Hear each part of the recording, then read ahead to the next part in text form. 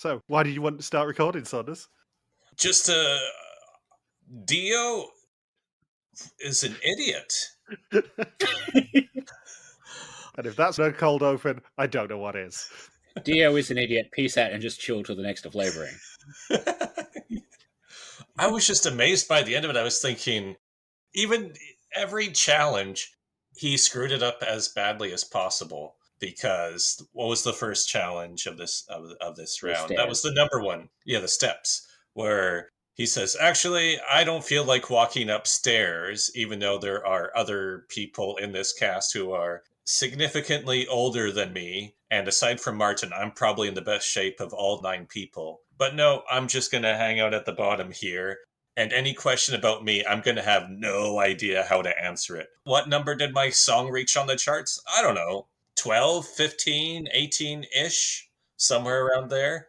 Before we launch into this, should I do an intro? No, I just want to talk about how much Dio sucks. My favorite one was like, how many letters are in your name? And he took like 20 seconds just to spell his name. And somehow that was the good challenge for him in this episode. That's out of the Taka playbook.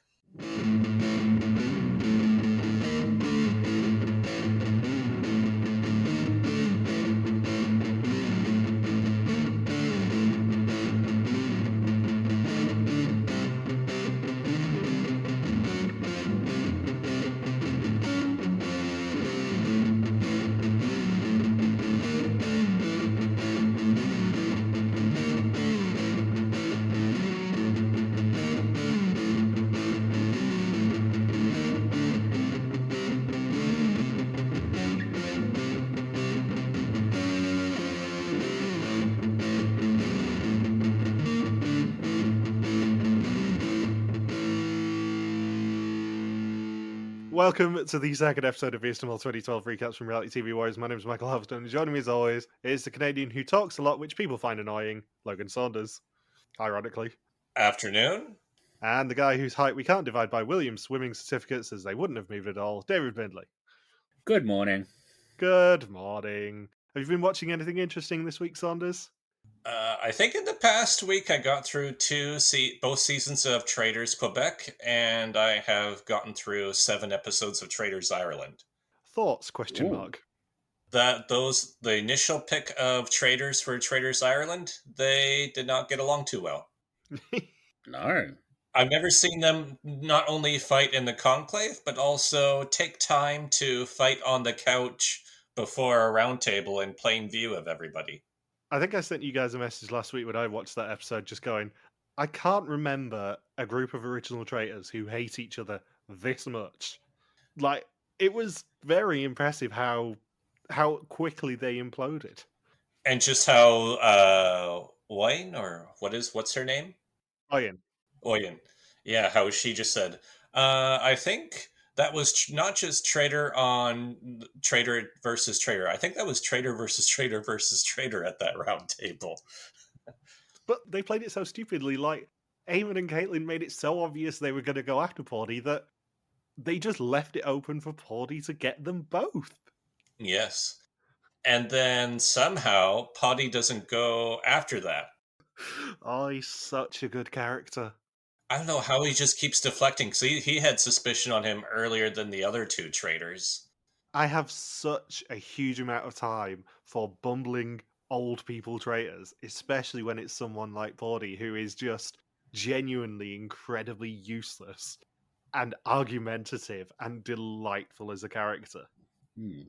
I was thinking there was a very realistic scenario, given that with the first recruitment being rejected. I was thinking, what if Poddy were to blackmail somebody and that person agrees to get murdered instead, and then Poddy goes home at the next round table and there are 0 traitors left with like 4 or 5 episodes to go?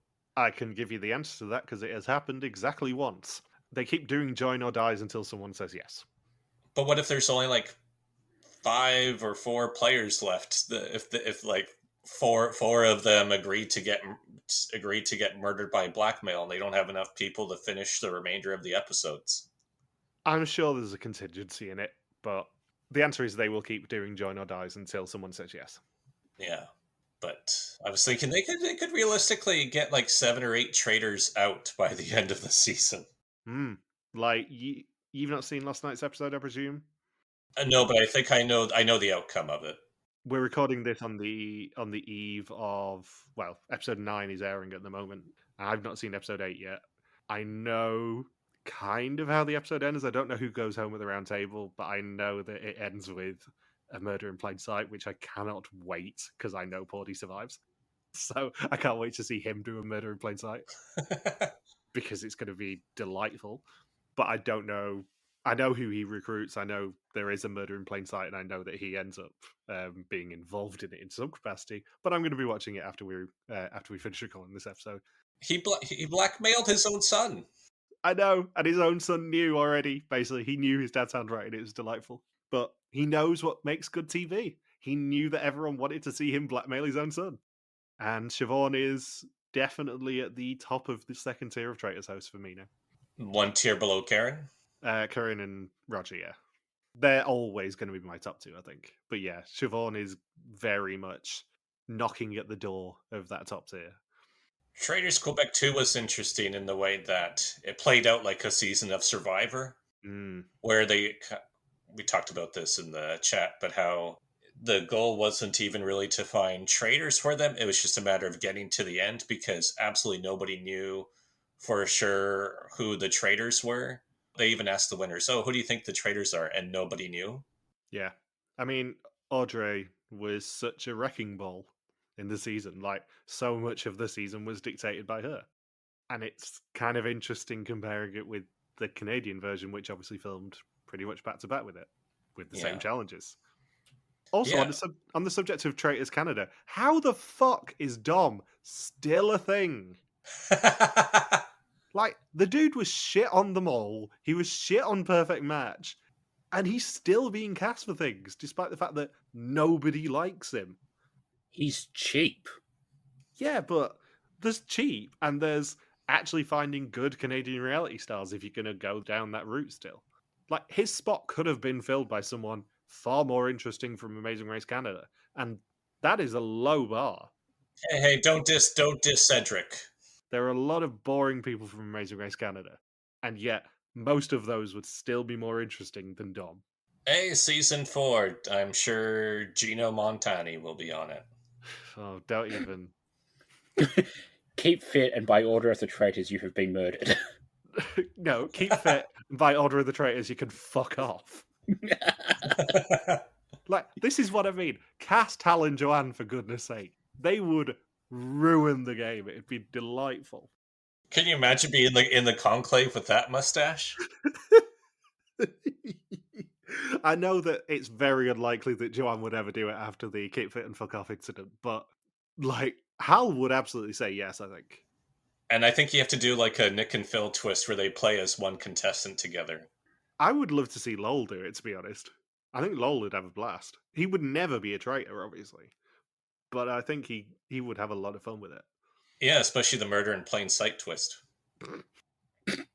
Way to lower the tone, Saunders. A twist nobody saw coming. Least of all Lowell. We have to put up with this when we're not recording as well. Blind man puns. Especially, because that happened in Traitors Ireland too, where, was it Eamon? Or I can't remember who said that Mark was the soundest lad in the cast, and that's the only person who's deaf. It's like, really? Word choice, Cyril. Phrasing, Cyril. Obviously, I ended up chatting to my brother about Traitors at the weekend because he discovered that Traitors India was on his flight, which is hilarious for him. Is that all in English? It's mostly English. There's a bit of Hindi mixed in, but there's subtitles for just when they want to swear at each other. Yeah, put it this way, Saunders. It's absolutely worth watching. Everyone's insane in it. It's amazing. But yeah, when we went to New York in June, Traitors was on the in-flight entertainment, and he got the same system this time. So he's like, "Oh yeah, Traitors was on the in-flight entertainment." I'm like, "I know it was in June." He's like, "No, Traitors India." I'm like, "Oh my god, it's amazing!" Like, I watched the entire thing. Everyone is batshit insane in it. It's perfect television. And that was 12 episodes too? It is 10 episodes, I believe. Did they film it in the UK or did they film it in India? They filmed it at a proper fort in India. Oh, that's really cool. It is super cool. And the conclave is like a crypt, and it's just beautiful television. It's probably the most creative Traitors I've seen in terms of franchises, because it feels, obviously, because it is the only one that's not really filmed in a wet Scottish castle, it just feels so different straight away. It feels so authentically Indian. Yeah, and it's got Amazon money thrown at it as well. So Oh, absolutely. They've already recommissioned it. It was a huge success in India. oh, good. And I don't believe it's actually on Amazon Prime anywhere else in the world, Huh. which is interesting. I don't think you can actually legitimately watch it on Amazon Prime in the UK, for example. VPN. Yeah, so it's well worth watching, Saunders, if you have any sources for it. Put it that way. Right.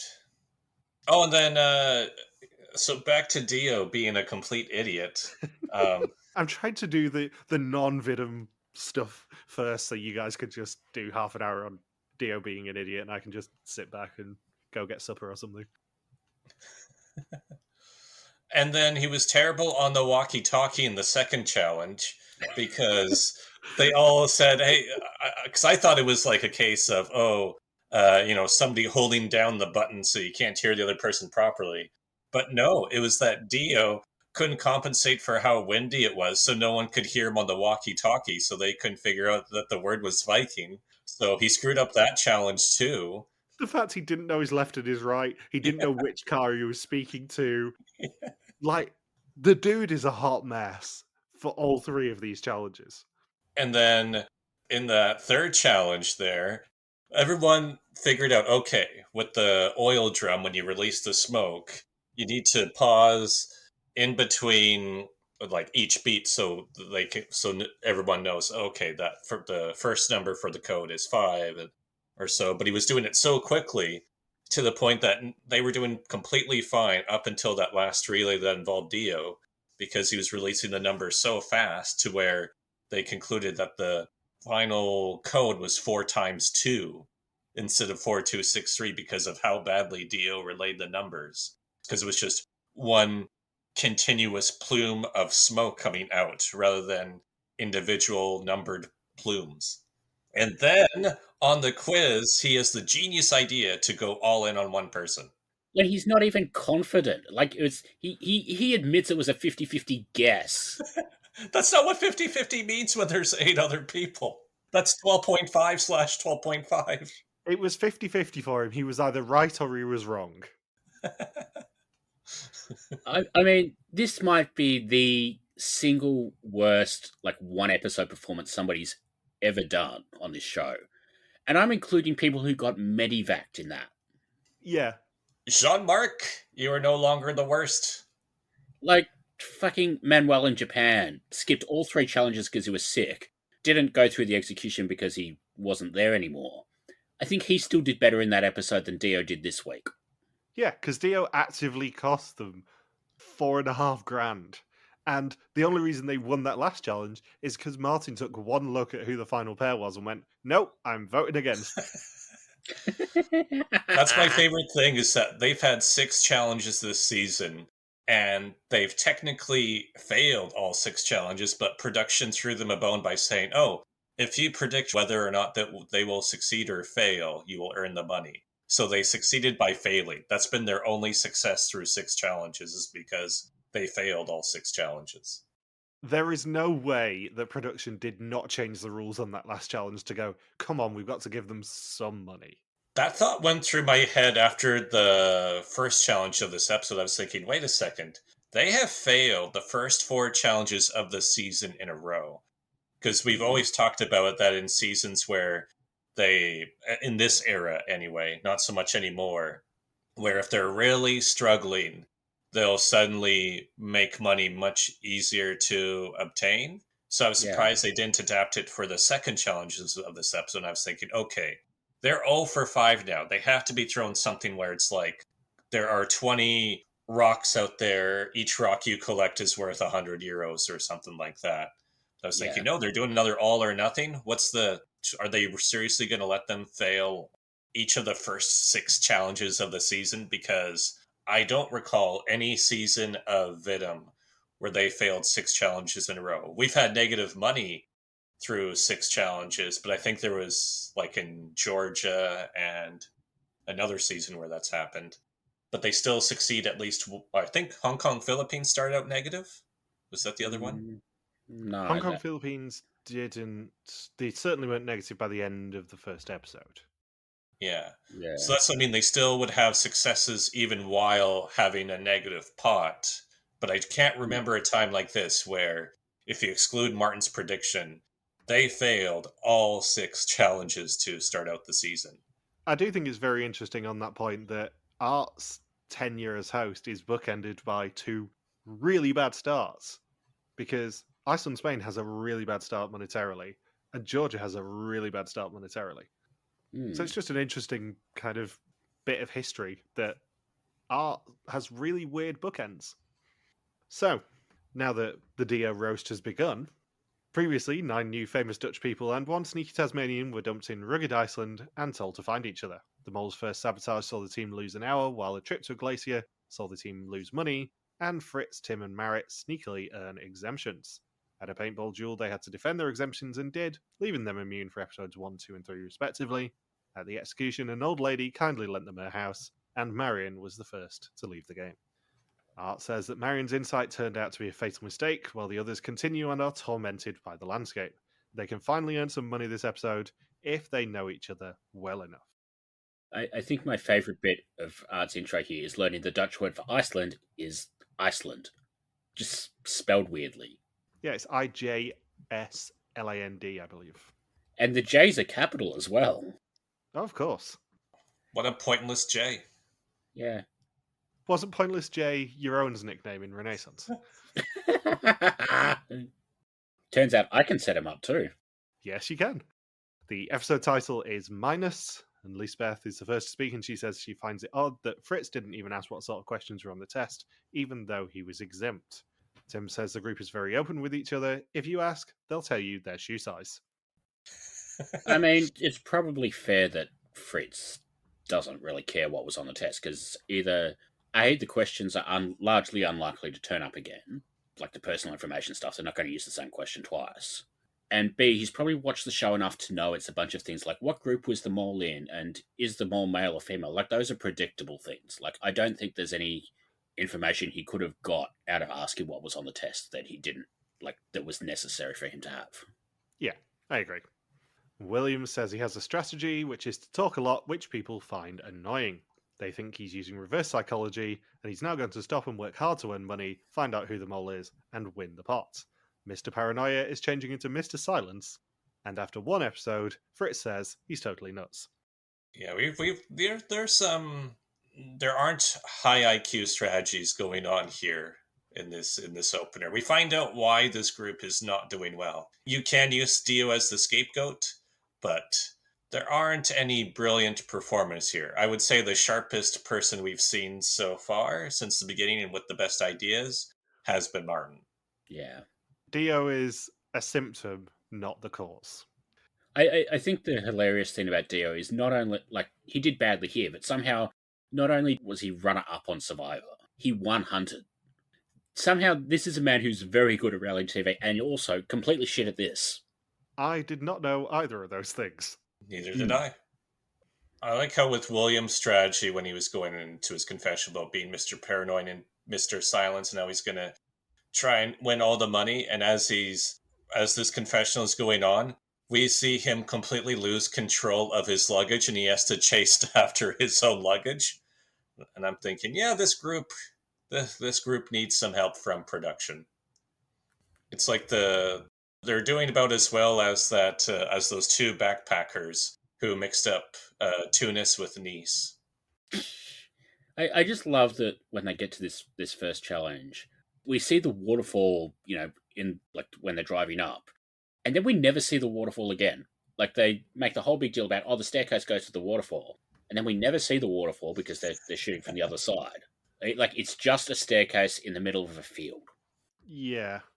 One of the contestants said that this is Lord of the Rings, so hopefully there's no geography challenges either. Well, this would still predate Game of Thrones, I think, just. Barely. This would be in 2011 they filmed this. Yeah. Yeah. Because the finals, how many seasons did Game of Thrones go on for? 8? 7? 8?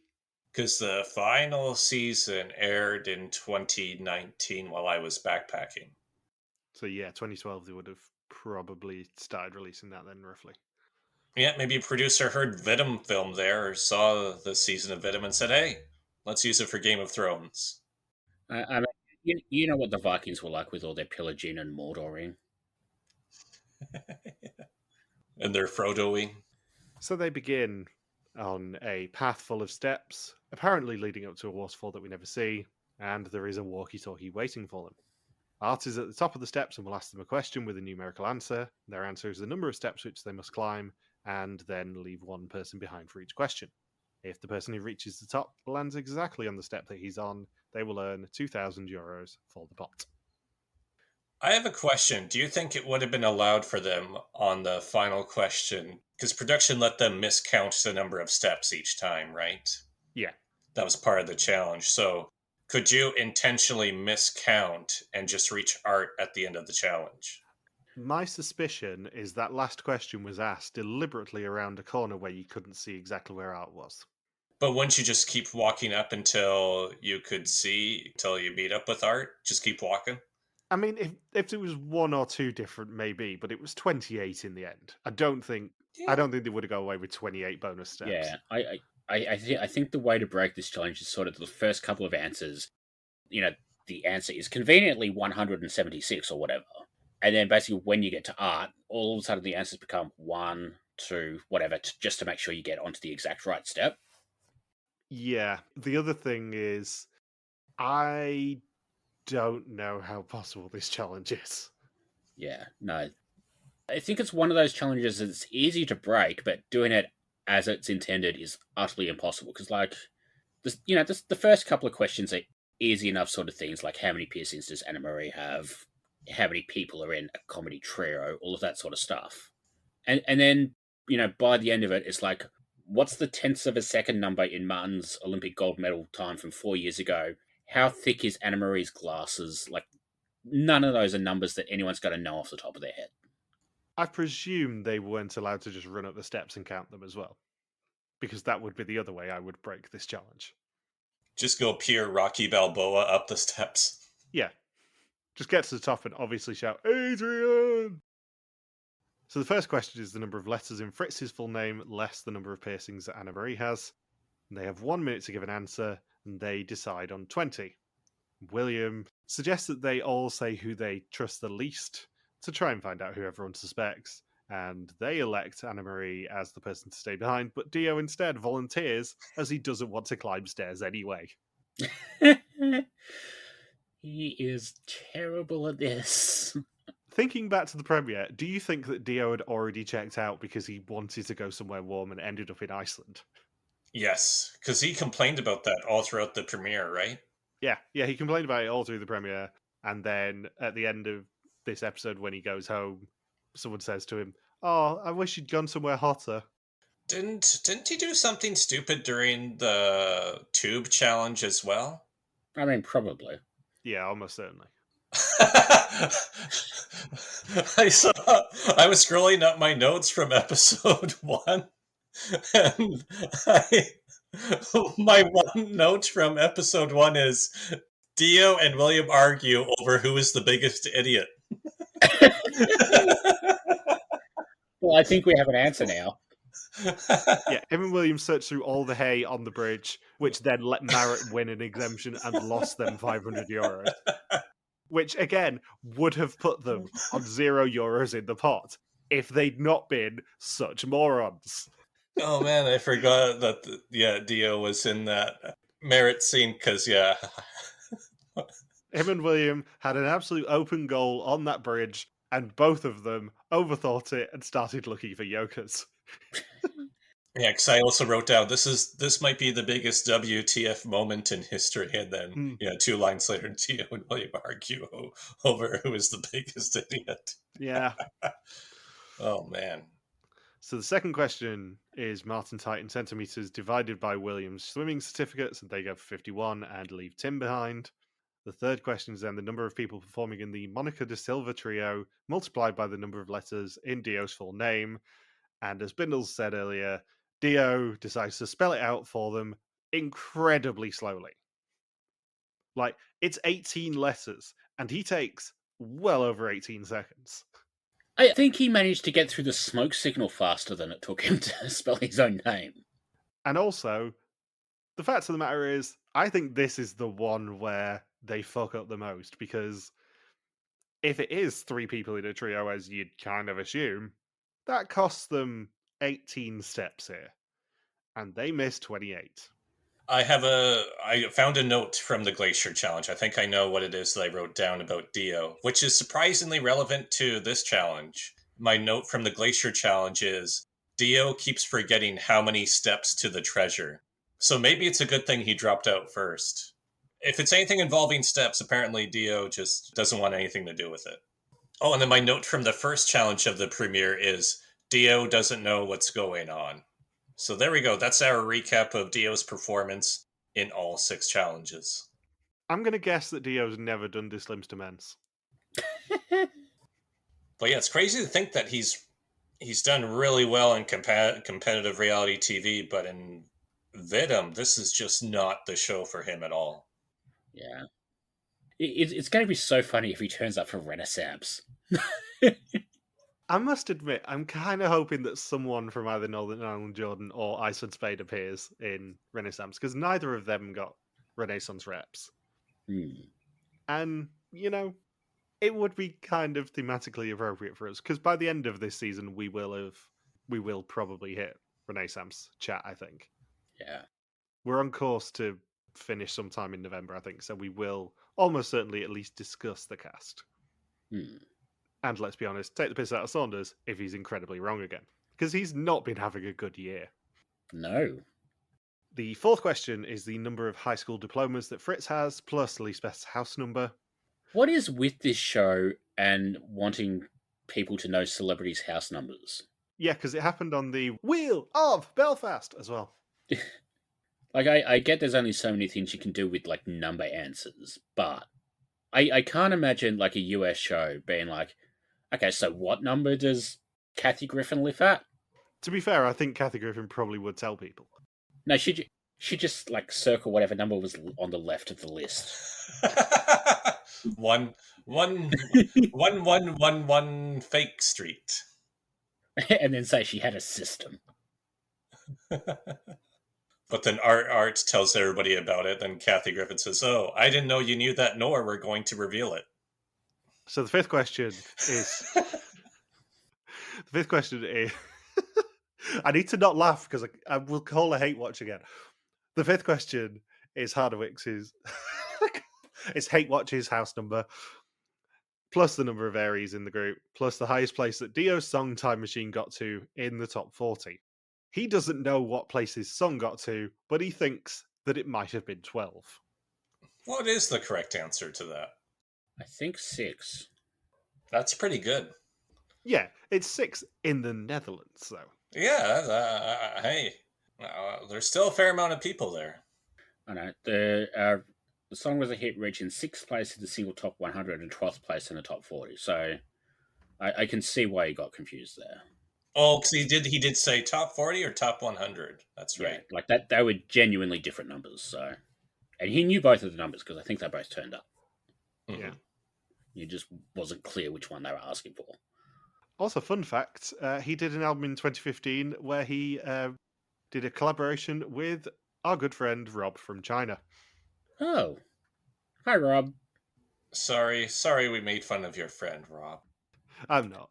Send all complaints to Logan Saunders. What? Send it to my stable?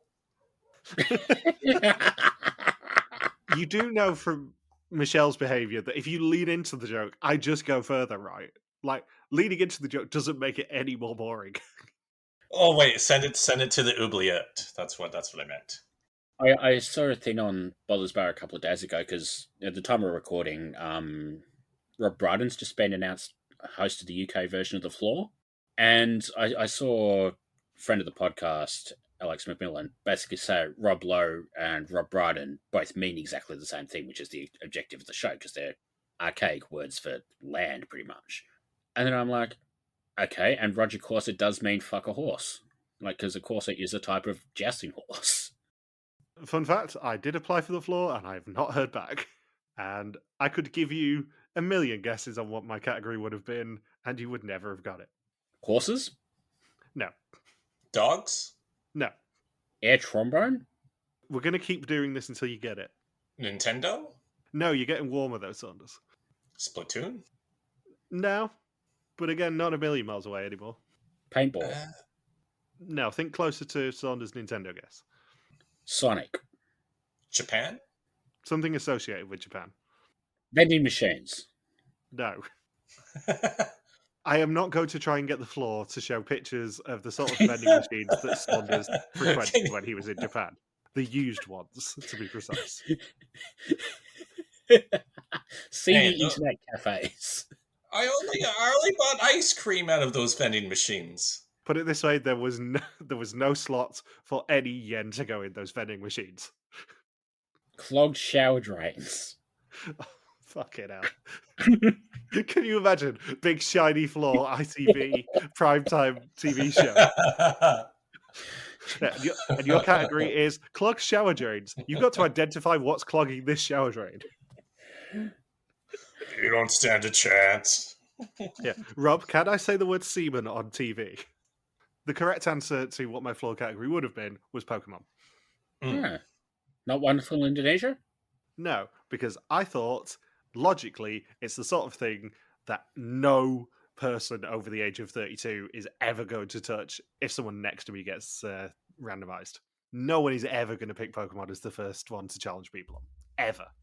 Because it's a very specific thing that they would have had to research, and there's over 1,000 now. Do you know the whole new Pokemon rap? I don't know the whole new Pokemon rap, but like I did say in the audition video thing that I probably couldn't do it if you tested me now, but give me a week of prep and I could identify every single one of those Pokemon. Absolutely. Because I've been absolutely mainlining Pokemon Go for the last 6 months at this point. There are a lot of Pokemon I did not know existed that are now in my Pokedex on Pokemon Go. Okay. What is the difference between throw and sock? It depends what region of the world you're in. Okay. So I believe it's in the Eastern Hemisphere, i.e. anything from the UK East is throw now, and anything west of the UK is Sork. And the reason I know that is because when I was in New York, I caught a Sork and I didn't have one in my Pokedex. I did also think that it was incredibly petty of Pokemon Go to take advantage of the heatwave in New York in the week I was there and only spawn Magmars. And that is no word of a lie. I texted my brother when I was there going, it's taking the piss now. It's only spawning lava-themed Pokemon because it's too bloody hot. It was 36, 38 degrees when we were there all week. Ooh. Yeah, it was unpleasant. There was one day where I did 32,000 steps and had to have 3 showers. Huh. I think it was 32. It might have been even more than that. It was by far the most steps that I've done in one day, beating the previous record of the first day I was in San Francisco last year. So back to the challenge. Yeah.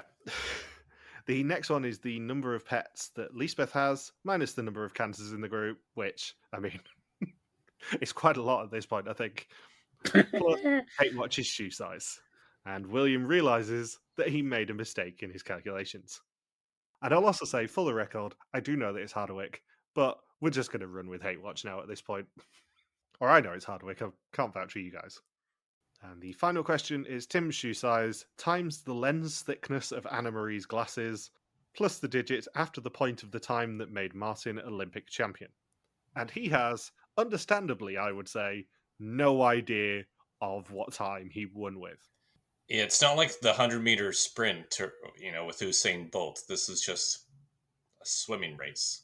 Yeah, I think the headline for Martin winning that is, holy shit, I just won an Olympic medal in open water swimming. I don't think that this dude gives the remotest shit about what time he won with. Yeah. He won with the best time. Yeah, because that is not an event that is won in hundreds of seconds. No. That is an event that is won in seconds, given the distance that he was swimming. I did like that because the question is so ridiculous and has so many different layers and so much relaying. It takes them so long to come up with an answer that Art's like, no, fuck you. If you win, I'm taking €100 off the prize, and you're not going to win anyway. But even if you do, Yeah, that was just an off-air rule that they decided to finally mention. They didn't mention why there was a minute timer, but apparently that's the reason. hmm. And then Lisbeth is the last one standing, and Art walks down to her, sarcastically counting the number of steps, which was 28. So they earn nothing of €2,000 for the challenge. And in another Art Dick moment, she asks him what went wrong, and he shrugs and says, "Yeah, you counted, I guess." First he's like, well, enough to not win, you dumbasses, and then he's like, and then further a couple of seconds later, he's like, well, maybe you fucked up somewhere. Maybe something to do with the counting somewhere in the challenge? It's such a sarcastic response from him at the end of it. Hmm. It's like, oh, what went wrong? She's like, counting? Could you be more specific? What went wrong is we cast Dio for this season. Yeah, I think the answer to what went wrong, at least the main bit of it, was the question about Tim's trio and Dio's 18 letters in his name. Like, that is the obvious place, I think, where they lost a lot of steps. There's 10 somewhere else, but if it is 3 in a trio, as you'd assume it is, then that's the main question they lost points on. But also, there's a lot of all or nothing challenges in this season. I know kind of the headline of this is, oh, they're really shit at the first 6 challenges, but none of them have been partial credit challenges. It's been all or nothing on all 6 of them. The Monaco to Silver trio does just seem to be the two of them. All right. So I think that's just a joke name. Yeah, maybe then. Yeah, it's just him and Ian from Japan. Ah, yes, of course it is. So we find out on the bus that Martin spoke to Lisbeth, and she said that William is driving her crazy, changing his mind all the time, so his plan is working. Gotta love team cohesion.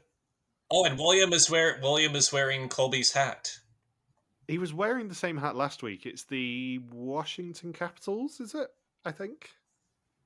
Different. In the vehicle he was wearing Colby's hat, but yes, he was Washington Nationals. Washington That's what Nationals. he was wearing. Yeah, not the Capitals. As long as it's not the other Washington team. The no Washington football team.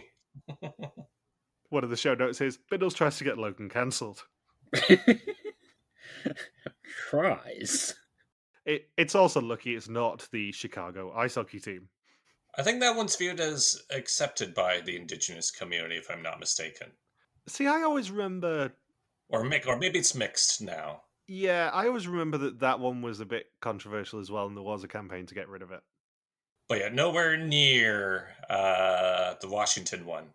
Yeah, it's not as basic as the Utah one when they introduced that last year of Utah Hockey Club, which has now been replaced by Utah Grizzlies, I think it is. Sounds like a Joey Cavino question. Yeah. I did look this up a few weeks ago because I was interested because I knew they were talking... Mammoth it is, Utah Mammoth. Because I knew that they were looking at changing it because, yeah, last year it was just Utah Hockey Club was the name. I should have been the Utah Moon Mammoths. The Utah Magic Underwear, thank you very much. I still think the best one is the Seattle Kraken. Yes, the Kraken is a badass logo as well. Wait a second, I didn't know this, that the Phoenix Coyotes were changing to the Utah Mammoth? I didn't know it was the Phoenix Coyotes. I knew Utah Hockey Club was the newest one, or Utah Mammoth now, but the only reason I knew of Utah Hockey Club is because I still get alerts for the Canucks and the Bruins on my Amazon screen, and it was like Utah Hockey Club, and I'm like, that's got to be a placeholder. So I looked them up last year. So for the second challenge, Art says he's looking for 2 people who don't want to drive the cars behind him, and Dio, who doesn't have a license, and Fritz volunteer. The others must then divide into 2 teams, and Fritz and Dio will be driving the cars remotely using the walkie-talkies. Each of them has a design which, when combined, will create a word on the sand, and if they succeed, it will be worth a lot of money to them. The others will be the ones driving the cars. However, this is a complete fuck up from everyone involved. Fritz and Dio may be the most useless chaotic pair we've ever seen in a challenge. In the history of challenges. Ever. Apparently they didn't know how to use walkie-talkies. Yeah, apparently they didn't realize which cars they were guiding. Because they get so confused, they end up swapping walkie-talkies over. My right car or their right car? This challenge should have been really, really easy. Because it's the only challenge we've had so far where, realistically, the mole can be sidelined if they play their cards right. Yeah. And I'm sure production was telling the mole to be sidelined after 4 failures, saying, okay, stop, they're already dead. Yeah, the mole, in theory, can take a backseat in this challenge and just kind of let them win something. However, it's such a colossal fuck up that I don't think the mole really had to do anything anyway. I mean, to be fair, the mole can't really take a backseat because they do have to drive at some point during the challenge. Yeah, although there was only one driving change. Yeah. And it might still have been Fritz, bear in mind. Yeah. So he might have still been in the driving seat for the entire challenge. So they end up somehow forming the first 2 letters of Viking, but then everyone has to swap drivers and chaos ensues. As soon as they had dispelled the king part, anything that involves royalty is not associated with this cast. To quote the late great Logan Saunders, it is a king. It is a Viking. It is a king is still probably my favourite ever Logan Saunders clip. And I have quite a few. It's better than my JK impressions, which have not aged well. No, they haven't. You'll notice that they have never made a reappearance. Because I'm trying to spare you. It's funny that this challenge is such a clusterfuck with really nobody covering themselves in glory. But even then, there's not really a lot going on because, like, too much of the cast is just sitting around doing nothing all the time, with only really the drivers who don't matter and can't really sabotage, and the guides actually able to do anything here. Yeah. I was thinking also with this challenge, they had a tough time. Like, the landscape was really cool for this challenge, but or really unique, I should say. But I feel like they missed the mark on the camera work for this challenge. Yeah, I think at this point, I would quite like to see an episode that doesn't feature a black sand area. Yeah. I think they desperately needed a drone to fly overhead of the 2 cars. I think that would have made it a much better challenge from a viewer standpoint. Yeah, but also this was 2011 when they filmed it. Yeah. They probably couldn't afford a drone. Nope. Not if they wanted to reduce the pot to current Vidum standards. So after the challenge, Fritz and Dio have to pick one person each to read the word. Dio picks Anna Marie and Fritz picks Martin. If they succeed, it'll be worth 2,500 euros for the pot. They suggest that the word is that known dictionary definition of Vidum, the abbreviation for Vies de Mol, and are obviously wrong, and therefore they win nothing of 2,500 euros. I like how everyone made fun of Dio for picking Anna Marie for trying to read the word. They said that was really stupid of Dio to do because she's the most suspected person amongst the cast right now. And yet he still did it. I did get a laugh of Martin seeing the V in the eye, thinking it was an N, and then Anna Marie immediately shutting down with the excuse that, well, not unless they're Russian. It could be a backwards N, maybe. Maybe one with a tilde above it? Maybe it's a Spanish word? So at lunch, Tim comes up to Dio and tells him that he suspects Anna Marie. He's trying to help Dio a bit as he's a nice guy and he wants him to get further in the game. I'm going to say this now. Tim does say this a few times in this episode, and I'm calling bullshit. The only reason that he wanted to keep Dio in the game is because Dio would have been easier to beat. Yep. Dio is absolute cannon fodder.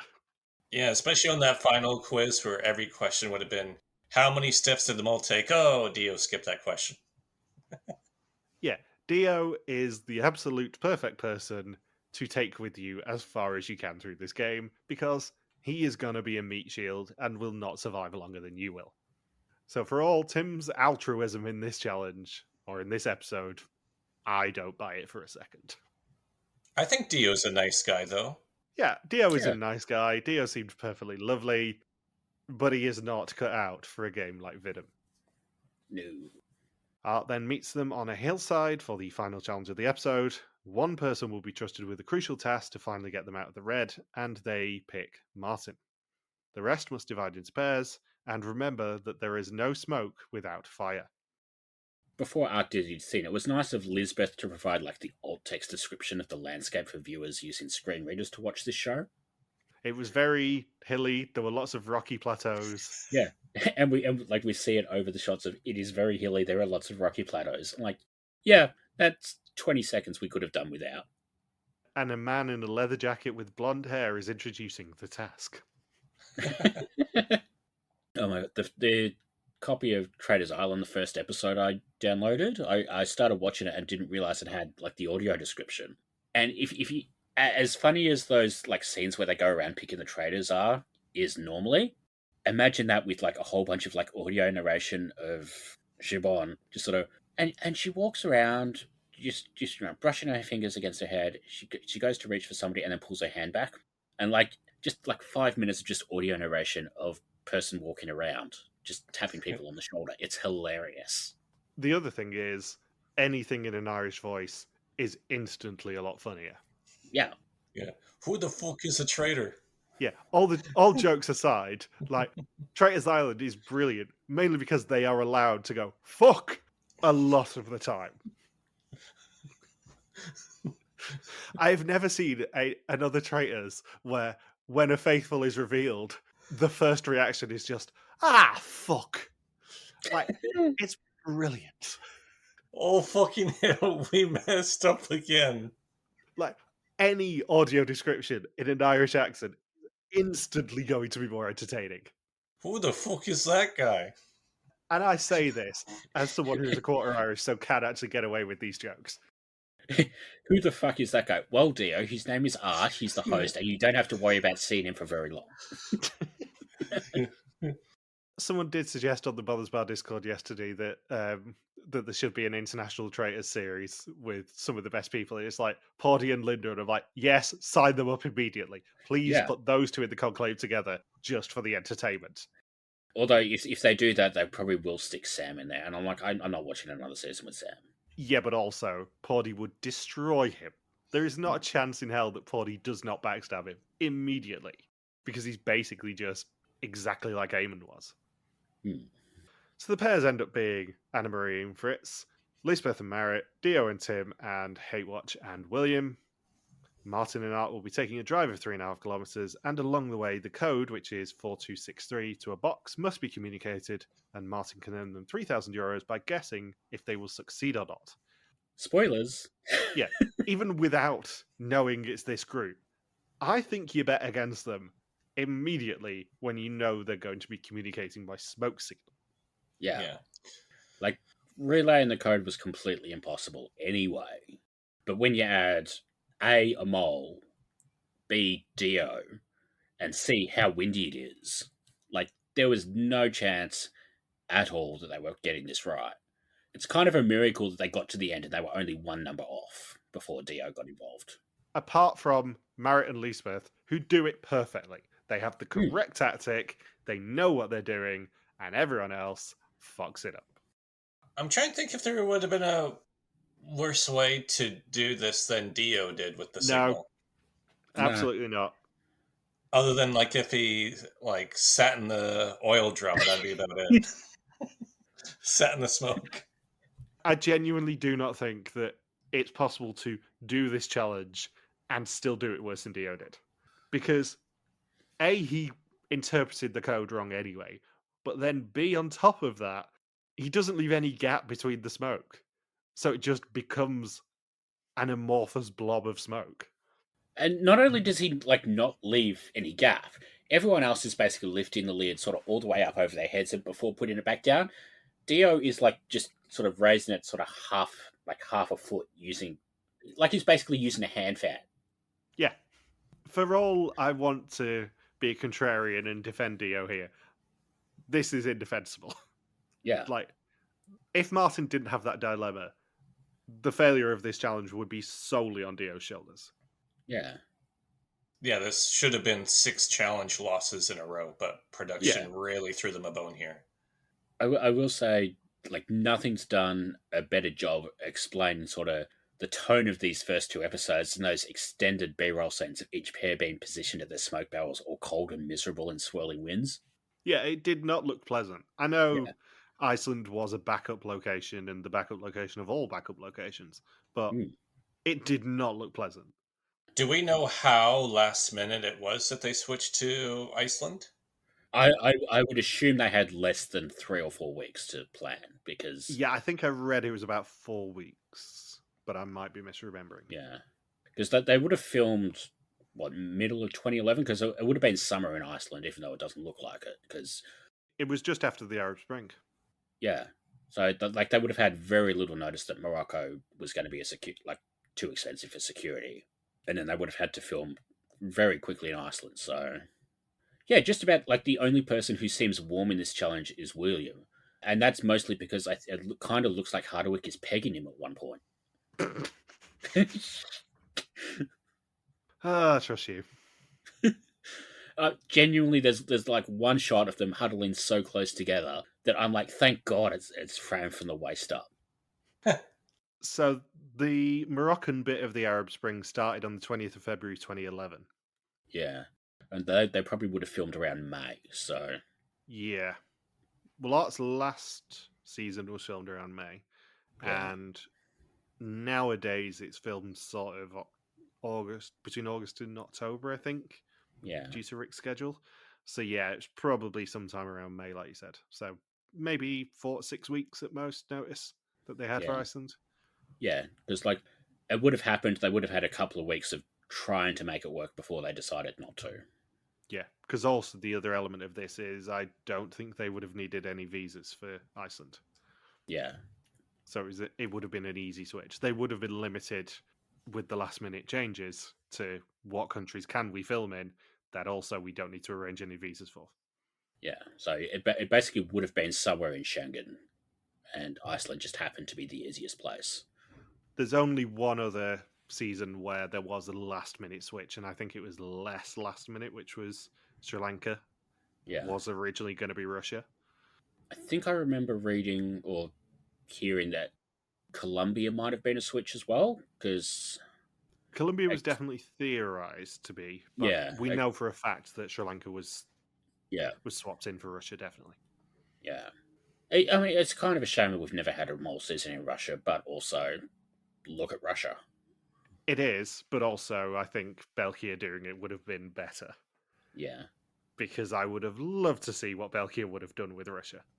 I know we saw a little bit of it with the German challenges that we got being themed around East Germany and all that sort of stuff, but like, just imagine Papa Bear running riot in Moscow and stuff. It would have been delightful. We're doing a Gulag challenge. Well, it would have been better than how Amazing Race Australia handled Uzbekistan this week. I think you mean the bit of the USSR that they could actually go to that still speaks Cyrillic. I also love how it's obviously planned to be a 3-episode weekly thing, and they're just like, yeah, it's doing so terribly. Let's put Talking About Your Generation on the Tuesday. And that was so bad. Yeah. That was genuinely awful television. I watched the first episode as someone who, quite enjoyed the original version of it. Yeah, the original version was great. Yeah, this isn't. What is this show? So it's a game show. It used to be hosted by Sean McCullough. I don't know if you know who he is, but he's very like surrealist sort of. What would be the easiest equivalent? Imagine if John Oliver hosted a game show. Okay.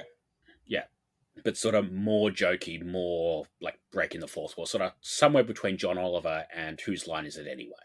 And they had like 3 teams that were like different generations. So like I think the first version was baby boomers, Gen X, Gen Y, and then sort of every time they bring it back, they sort of shifted a generation along. So I think the second one was X, Y, and Z, and now it's whatever's left. It's still it's XYZ now, and it was XYZ last time, I think, as well. Oh, then what's the point in bringing it back? It's cheap. Yeah, like they'll have games like try and ID these like corporate logos, but we're only going to show you like one line of the logo at a time, or guess whose face we've pixelated, or like not hard games, but like they do it in such a ridiculous way that it makes you laugh anyway. I'll send you some clips. Yeah, the classic thing it's associated with is the magic window round, as they call it. So you got 4 different images that are linked in some way, and behind each of them is a challenge, and each generation picks one of them. One of them is invariably a trust me challenge, which is worth double points, but involves one of the teammates being strapped into a pillory or something and getting nacho ingredients poured on them if they get questions wrong, that sort of thing. Oh yeah. The infamous one was a special where someone's grandma was strapped into a human nacho machine, and it ended badly. Yeah. Sounds like more like a Japanese game show challenge. Yeah. Oh yeah. But yeah. Basically, they brought it back on Tuesday evening, so yesterday for Australia, and it was not good. Oh, why? Was Bo Ryan the host? No, it's just thoroughly boring.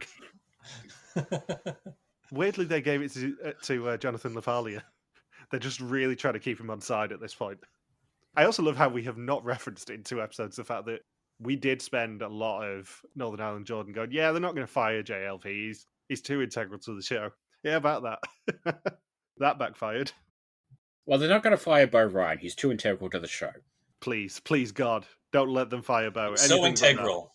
I definitely want to see 50 more seasons of Amazing Race Australia at this point.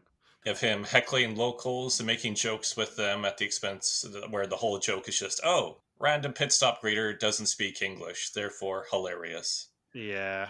I'm surprised he's still doing that after like 6 seasons of it. Well, there's finally been a bit of backlash to that. Yeah. Yeah, I saw that article and I was thinking, where was that article in like 2022 or 2021? I think there was like backlash the first season, but then because of COVID, the next season was domestic and it stopped being an issue for some reason because I guess there wasn't the language barrier. But they've sort of been doing it ever since again. But I did kind of laugh sort of watching like one of the Discords bragging about, oh, the ratings are so much better than last year. And I'm like, well, no, because A, they're down. B, like even like the episodes that are sort of the same as last year, they're so close, it's basically a rounding error. And like it's coming fourth in the time slot in a system that only really has 3 networks competing. And it's not a close fourth. They're the fourth by like 200,000 viewers. So like it is not doing very well at all. I would guess that a renewal next season is pretty much entirely dependent on whether Big Brother does well. Have you been banned from Tarhub yet? Not yet. That's a shame. Yeah, I know. I keep trying. Anyway, back to this. Yeah. They do terribly at it. Martin luckily bets against them. They win $3,000. Simples. Art and Martin drive up. They get the chance to unlock the box, but it remains closed. However, Martin bet on their failure, and they win €3,000 of 3,000 for the challenge, €3,000 of 7,500 for the episode, and €2,500 of 15,500 for the season so far. He also tells the 3 people in front of him that it's time for test and execution. And Merritt thinks she found a clue. She does. All pointing to Tim. This is Michael Boatman's R-list clue again. It's time for the test. 20 questions about the identity and actions of the mole who have no least goes home except for the mole who can never go home, and Tim's got an exemption. I think this is the coldest quiz location since the premiere or the first 2 episodes of the Argentina season. Yeah, like they put them on a beach for some reason, even though it's freezing. Well, that lady got back from doing the shopping. Yeah, good point. Are you a local here? William says he's got 3 people in mind. Fritz is number 1, though. Lisbeth is pretending to be really into the game, but she's his number 2. Fritz says it's great to be suspected. None of his political experiences have been as tough as Vista Mole has been in 2 episodes. Anna Marie thinks that Fritz sabotaged 2 of the challenges. Lisbeth thinks her chances are good. She's focusing on 3 people and would have to be completely off track to be wrong. Merritt has been distracted by the number of the code. She's added, divided, and multiplied them and can't find anything concrete. Hatewatch says she and Tim have got close, but what if he's the mole? Martin thinks that Tim would fill the role as he's introverted, cautious, and guarded, and didn't do much specifically in the challenges.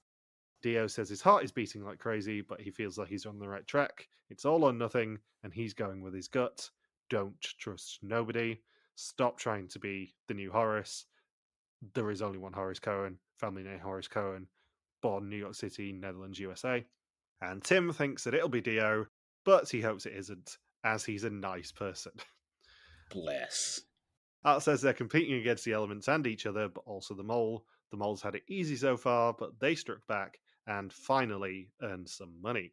Fritz, Anna-Marie, and Merritt all got green screens before, shot gasp horror, Dio bumbles his way into the red screen, meaning that Saunders has not done a Mr. Bean again. Yay! He took a big risk, but ultimately, he wrong. Or as they say in Traitors Ireland, oh fuck, he gone. You fucking wrong. The group's eulogy for him is basically, he was fun and I liked him, but holy shit. I cannot wait for the bingo board of Fuzzy going, terrible Irish accents to do he gone. We should get the Welsh AI to do just a he gone at the end of the episode. Nice guy, awful. What pretty much the worst Venom performance of all time, or certainly a very, very strong contender of it. We've covered a lot of seasons. I can't think of anybody else who did worse than Dio did, just because he had 6 challenges, screwed up every challenge so badly, and also defaulted to the absolute worst quiz strategy you can possibly do on both quizzes. I believe this is 26 or 27 mole seasons at this point. One of these days, you're going to get it right. Will Saunders finish the year, even though you won't hear this until next year, actually getting 1 correct? Well, I'm already doing better than Dio did this season. Yeah, but that's a low bar. You are the Dio of the podcast sometimes, Saunders. So, next time, speedboats, yokas are introduced, advanced questions, and they meet a scary local who may or may not be either a clown or a neighbour coming looking for sex. Oh, it's your Owen. Well, there's my intro for next week. Yeah, it's low-hanging fruit next week, I'm afraid. You're probably going to get that one, let's be honest. Yeah. Final 3 questions. Who does Saunders suspect? Who's the sneaky Tasmanian? And who's going home next week? Who did I say was the sneaky Tasmanian the first week? I cannot remember. Probably Dio. I'll go with Merritt as the sneaky Tasmanian. Interesting. I think you might have said Merritt last week. Oh, that's good. I'm consistent. Yes, it rings a bell. And my suspect list, Lisbeth, number 1. Hadowich, number 2. Merritt, number 3. Martin, number 4. Fritz, number 5. I had Dio up to 6, because I really don't suspect the other 3 right now. Number 7, Anna-Marie. Number 8, Tim. Number 9, William. Noted. I mean, you say it's good that you're consistent picking Marriott as the secret Tasmanian, but how many weeks did you pick Vivian as the secret Belgian? How many weeks did you think Nadia was the mole? Too many is the answer. So if I keep shuffling my guesses every week, I'm guaranteed to get some points on the board. Just rotate between all 9 of them.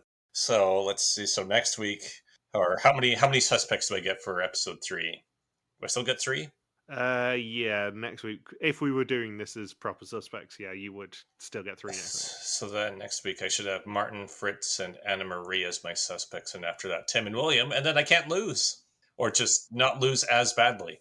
I mean, you can, because ultimately it's irrelevant until the last week. We do this weekly just to kind of keep a track of your suspects, but you got to nail your colours to the mast in week 9. Like, that's the one that really determines whether we take the piss or not. It's fun if you get it wrong every single week, but, like, you can claim some credit if you get it by week 9. Arguably, not as much as if you get it in, like, weeks 1 through 8. Right. Anyway, who's going home? Who's got the exemption? Merritt's got the exemption next Merritt's week, got right? the exemption next week. So it's not going to be her. You never know. Crazy things have happened. Yeah. She's not Bradford. What a reference that is. That is a deep cut. I can just picture somebody listening thinking Bradford and just need about 20 minutes to mentally filter through every reality TV contestant they can think of. It's a reference to a very lesser-known television program called The Apprentice, the US version specifically. And it wasn't even it was one of the middle seasons, I think. Oh, so one of the ones nobody watched. Yeah. Actually, it might have been season 2. Might have been season 2. Yeah, I was going to say I thought I recognized the name, and I think I only ever saw the first 2-3 seasons. So I think Martin will stick around next week. We'll give the athletes some sort of chance here. Let's go with Anna Marie goes next. Interesting choice. It's always an interesting choice to you too. Have we eulogized Dio enough? Does he need another 50 minutes of us taking the piss, or can I go to bed? I mean, he doesn't need another 50 minutes, but you can't go to bed yet. Who the fuck is that guy? I know your impressions are legendary, Saunders, but I think that one may be one of your best. Yeah. And by best, I obviously mean catastrophically terrible. I have a question. Is Logan Saunders the Dio of the podcast, or is Dio the Logan Saunders of Vias Demol? Ooh, that is a very good question. Oh, sounds like a poll. It's 6 of one and half a dozen of another for me, I think. Neither can exist without the other. Yeah, they are very co-Dio pendant. Anyway, I'm ending this now. I'm so sorry, everyone. We're not going to top Saunders asking us who the fuck is this when we genuinely are asking that question about his impression. Or indeed that pun. So, thank you for listening. Thank you for listening to our Vias Demol 2012 recap. We'll be back next week to continue the hunt for another mole in Iceland and Spain. Don't forget you can contact us on pretty much every social media platform except TikTok, where we are RTV Warriors, or you can email us on contact@rtvwarriors.com. You can also support us on Patreon at patreon.com/rtvwarriors and get early access to the rest of the episodes of the season and maybe Logan's nudes at that link in our bio. Thank you, as always, to that.spark for the subtitles. We'll see you next week. And as is now traditional, I mean this with all my heart. Fuck you, Logan, and fuck you, Donna. Peace out and just chill till the next flavoring. I'm genuinely trying not to make dirty jokes this season. And not succeeding. Well. Dio, he's a lovely guy, but he gone.